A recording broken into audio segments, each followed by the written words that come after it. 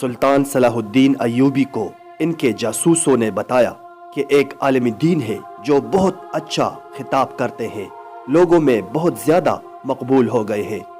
سلطان نے کہا آگے کہو۔ جاسوس بولے کچھ غلط ہے جسے ہم محسوس کر رہے ہیں مگر الفاظوں میں بیان نہیں کر پا رہے۔ سلطان نے کہا جو بھی دیکھا اور سنا ہے میرے سامنے بیان کرتے جاؤ۔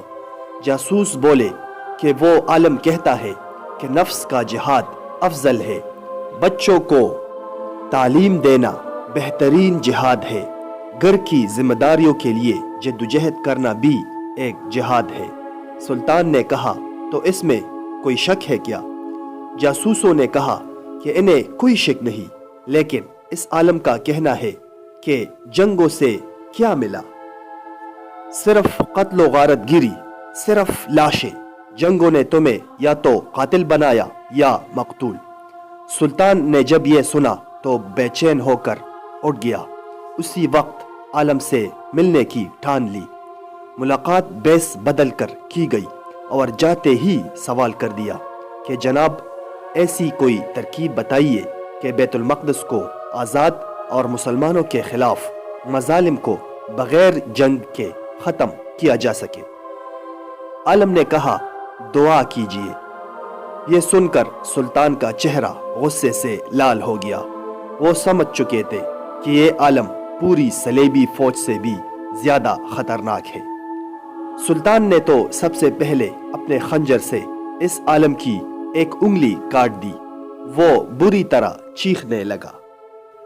اس کے بعد سلطان نے کہا کہ اصلیت بتاتے ہو یا گردن بھی کاٹ دوں۔ پتہ چلا کہ وہ سفید پوش عالم ایک یہودی تھا۔ یہودیوں کو عربی بخوبی آتی تھی جس کا اس نے فائدہ اٹھایا تھا۔ سلطان کو معلوم ہوا کہ اس جیسا درس اب خطبوں میں بھی عام ہو چکا تھا اور بڑی مشکل سے یہ فتنہ روکا جا سکا۔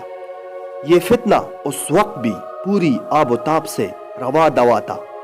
آخر کیوں لوگ اسلام کو بدھزم جیسا دین بنانا چاہتے ہیں جبکہ کلی حقیقت تو یہ ہے کہ ظالم کا سامنا کیے بغیر ظلم کا مداوع ہو جائے، یہ تو ممکن ہی نہیں۔